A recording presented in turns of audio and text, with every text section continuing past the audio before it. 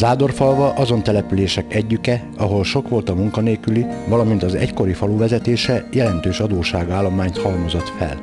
A határozott, kemény és céltudatos munka azonban meghozta gyümölcsét. 2010. októberében választottak meg polgármesternek, de sajnos nem tudtam átlátni az önkormányzat anyagi helyzetét akkoriba, és én az önkormányzatot úgy vettem át, hogy több mint 10 millió kifizetetlen számlák voltak. Sajnos már az EHG a kukat nem szállította a településről, és a közvilágítást is el szerették volna zárni, a vizeket is, de ezt próbáltuk kezelni a testületemmel. 4 főből áll a testület, és mind a 4 képviselő lemondott a járandóságáról, én úgy szintén. Ez több millió forintot jelentett, hiszen ennek akkor nagy híre volt, hogy Zádorfalva polgármestere és a képviselő testülete nem vesz fel tiszteletdíjat. Így igaz. De sajnos így se tudtuk megmenteni a falut, úgyhogy úgy döntött az önkormányzat, a képviselőtestület és én jó magam, hogy adósságrendezést jelentettünk be 2011. február körül, és akkor az államtól kiküldtek egy adósságrendezés megbízott hölgyet, egy úgy mondjuk elég csúnya szóval csődbiztos asszonyt, egy igazgatónő asszonyt, és akkor onnantól kezdve ő irányította az önkormányzatot, ő nyújtott segítséget nekünk abban, hogy hogy kell csinálni, és hogy tegyük rendbe a település anyagi helyzetét. És mi a helyzet most? Most hála jó Istennek, a csődből kimentünk 2011. decemberébe, és akkor innentől kezdtük fejleszteni a településünket, hála jó Istennek. Tehát 2 évig nem sok mindent tudtunk csinálni a településen, de hogy sikerül kimennünk a csődből, innentől kezdődött el fejlődni a településünk, hála jó Istennek. Új traktort tudtunk venni, új hidakat csináltunk a lakosság részére, külterületen a mezőgazdasági utakat rendbe raktuk, amennyire tudtuk. Utakat aszfaltozunk a településen, igen. A mai évben is ugyanúgy folytatódni fog az aszfaltozás, falufejlesztés, és most hála jó Istennek nincs egyetlen egy kifizetetlen számlánk se, tehát nem is állunk jól anyagilag, mert még van még mit csinálni szóval a településen, de nem csak a településen, az országban is van még mit tenni, még nincs rendben a helyzet, de már azért látszik, hogy úgy érzem, hogy ráálltunk a helyes útra. A ma is látható kisnemesi lakóházak, a népi műemlék jellegű házak utalnak Zádorfalva történelmi múltjára. A munkaerő gazdálkodás hogyan oldható meg egy ilyen településen? Hála jó Istennek, a mostani jelenlegi kormánynak van ez a programja, a Start Munka program. Ebből talán kimerem önöknek jelenteni, és nagyon örülök neki, hogy én ezt önök elmondhatom. A környéken Zádorfalván 128 startmunkás dolgozik, és nem pedig a 22 000 forintot veszik fel, és ez érzékelhető, igen, meg kell mondanom önöknek, érzékelhető azon is, hogy közel az 5% alá esett a bűnözésünk is, mivel tudnak az emberek dolgozni, van lehetőség, látják a gyerekek, hogy föl kell az édesapjuk, édesanyjuk, elmennek dolgozni, tehát vissza kell őket vezetni a munka moráljába, kérem szépen. És ezt a lakosság ezt hogy fogadta? Tehát a véleményem szerint nagyon jó fogadják, sőt elmondhatom önöknek, hogy majdnem minden áldott nap jönnek a hivatalunkba be, hogy mikor indul be, megint mikor tudunk dolgozni, polgármester úr, de azon vagyunk, hogy ez a munka folytatódjon. Még azt is el szeretném önöknek mondani, hogy hála jó Istennek Putnok járásának köszönhetően, hála jó Istennek az alsó iskola meg tudtuk nyitni, és az óvoda az teljes mértékben az önkormányzat tulajdona, és az önkormányzatot pedig a startmunkából, a mezőgazdasági programból mi látjuk el élelmiszerekkel, mi termeljük meg nekik. Nagyon nehéz volt a kezdés, mivel önkormányzatunknak anyagi helyzete nem nagyon engedte meg, de hála jó Istennek aktelekkel és a putnoki járással karöltve összefogtunk, és segítettek nekem mindenben, amiben csak tudtak, hogy ez létrejöjjön, és Zádorfalván legalább a 4 osztály megmaradjon, mert Az öregek úgy mondtak, hogy ha az iskola meg a tisztetes úr, vagyis az a lelkész nincs a településen, azt a településnek nem sok jó lehet jósolni, de hála jó Istennek, van papunk is, van alsóiskolánk is, hála jó Istennek. Igen, ahogy ide érkeztünk, láttuk, hogy 2 templom is van. Itt milyen felekezet van? Református és katolikus felekezet. És ez megoszlik a lakosság között? Természetesen, igen. A kisfalu egyik látványossága a Szakál kúria épülete, ami a református lelkész lakásként megkapó látványt nyújt a dombon fölötte épült templommal. A katolikus templom egyik jellegzetesen szép imaháza a településnek.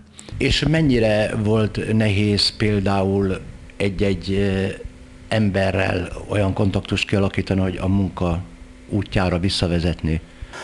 Hát ez nagyon nehéz volt, de szerintem ez a környező településeken is, sőt, szerintem ezt országos szinten is mondhatom, hogy ez nagyon nehéz volt a munka, még mai napig is nagyon nehéz visszavinni őket a munka moralába, mert tessék elképzelni, hogy közel 20 év, több mint 20 év eltelt úgy, hogy a postás bácsi hozta a segélyt, nem kellett érte dolgozni, apánya feküdt, majd 10 órakor fölkelünk, munka pedig sem az egy élő világon. És a pályázatokat hogyan sikerül megnyerni, illetve pályáznak-e most jelenleg is? Természetesen nagy örömmel szeretném bejelenteni önöknek, hogy úgy néz ki, hogy egy tornatermet tudunk Zádorfalván építeni, ami tudomásom szerint 150-200 milliós beruházás lesz, aminek nagyon örülök, és ezt is köszönhetően a járásnak köszönhetem, hogy támogatnak és segítenek minket ebbe. A környező települések is igénybe vehetik, használhatják, mert azért tegyük ezt le ide, mert el szeretném önöknek mondani, mert én is nagyon szeretek teremfocizni, és akkor úgy van ez a dolog megoldva, hogy összefogunk 4-5-en, és akkor a legközelebbi tornaterem vagy Kazizbarcikán van, vagy Putnokon, és akkor Putnokra szoktunk bejárni délutánonként focizni, de akkor itt az úti költségek megmaradnának, stb., és a környező települések ugyanúgy jöhetnének ide sportolni. Említettük a óvodát is például, ez az önkormányzat tulajdonában van. Hány fős óvoda működik Zádorfalván? Közel 25-30 gyerekünk van, pontosan nem tudom megmondani most jelen pillanat, de akörül van. Nagyon szép létszámmal vannak, és gyönyörű óvodánk van, amit gyönyörűen működtetünk, de ezt nem is szeretnénk kiadni a kezünkből. Tehát van közel 3-4 hektár földünk, amin meg tudjuk termelni, ami az óvodának szüksége van teljes mértékben mindenféle alapanyagot. Uborka, krumpli, közel 30 mazsa burgonyat fogunk most elültetni, fóliasátrunk van 2-3, a meleg ágyunk szóval, amiben dolgoznak a hölgyek, urak. Tehát hála jó Istennek, tehát még egyszer visszatérve arra, örülök neki, hogy a jelenlegi kormány ilyenekben is gondolkodik, hogy kisebbféle településekre is odafigyelnek, és tudnak munka lehetőséget biztosítani nekünk. Polgármester úr független, viszont sokszor emlegeti a kormányt. Kormányzati pályázati lehetőségek vannak-e?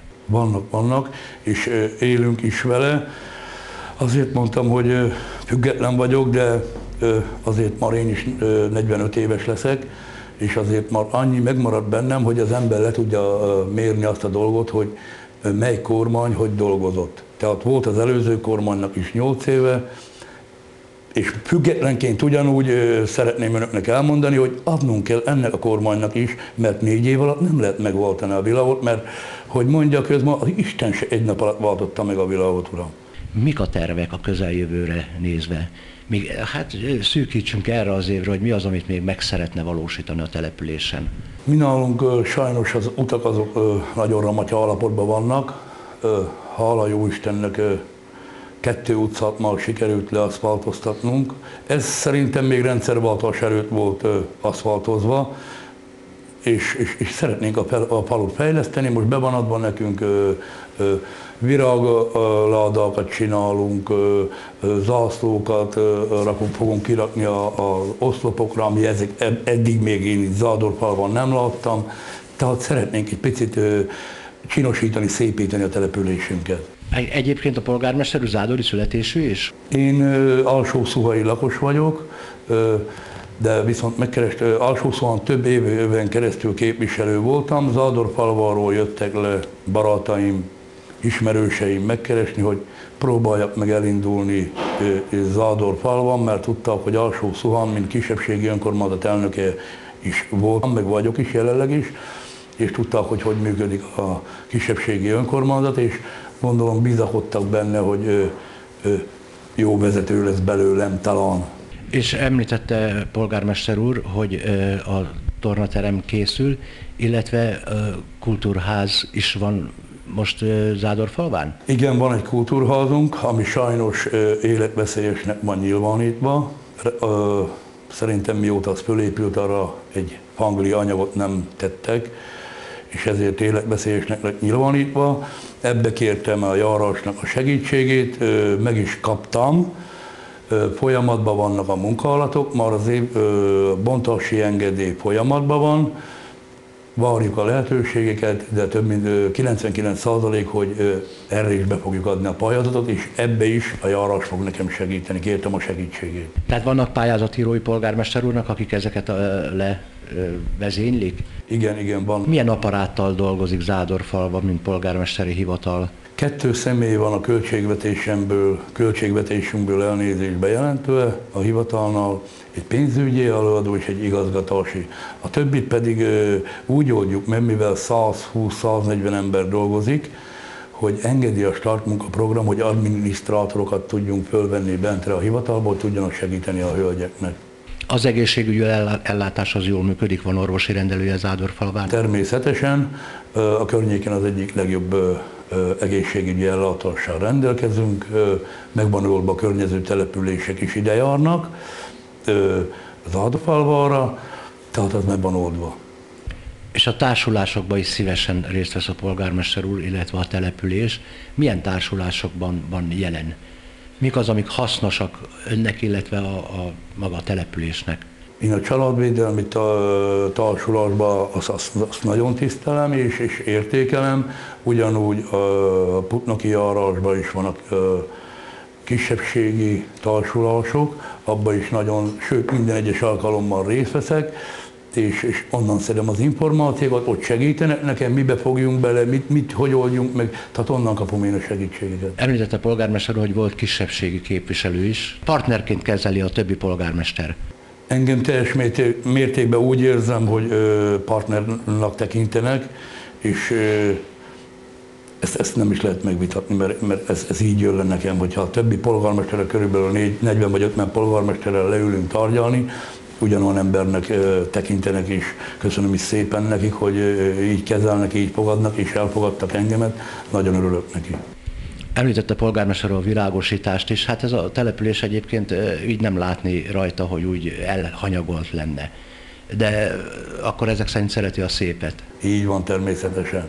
És ezt szeretnénk folytatni. Most virágos ládákat is fogunk csinálni. Nyertünk szallagfűrészt, abritter, tehát a mi embereink fogják ezeket megcsinálni, úgyhogy ebből probléma nem fog lenni. A műemlék, mely a település közepén található, az első világháború hőseinek tiszteletére állíttatott a település történelmének részére.